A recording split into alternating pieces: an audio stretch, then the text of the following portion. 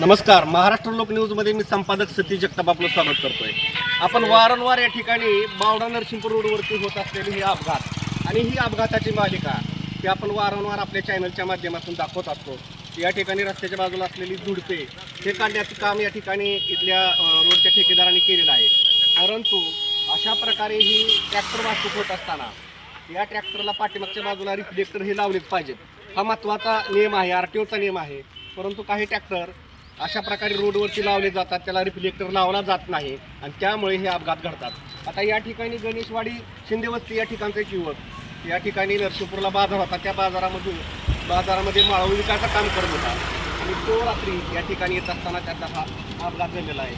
या ठिकाणी हे टेलर रस्त्याच्या बाजूला सोडला असल्यामुळं अंधारामध्ये त्याला या ठिकाणी हा टेलर दिसला नाही आणि त्यामुळं त्याची गाडी सरळ या टेलरवरती आदळलेली आहे.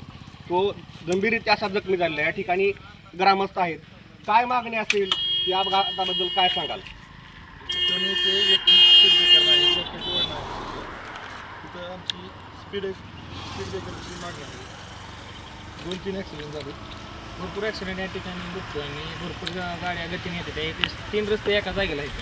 तिथं ह्यात स्पीड ब्रेकरला किती तरी ठरवलेलं आम्ही, पण काय अजून मागणी काय पूर्ण झालं नाही.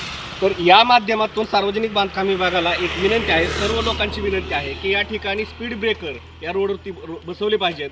बारामतीपासून बावड्यापर्यंत अनेक स्पीड ब्रेकर बसवलेले आहेत, परंतु बावड्यापासून नरसिंहपूरपर्यंत अनेक दिवसाची मागणी आहे, परंतु स्पीड ब्रेकर मात्र बसवलेले नाही.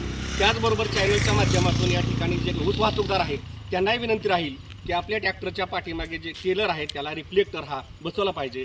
यामुळे एखाद्याचा जीव जाऊ शकतो. अशा प्रकारच्या ठिकाणी एक उदाहरण आहे.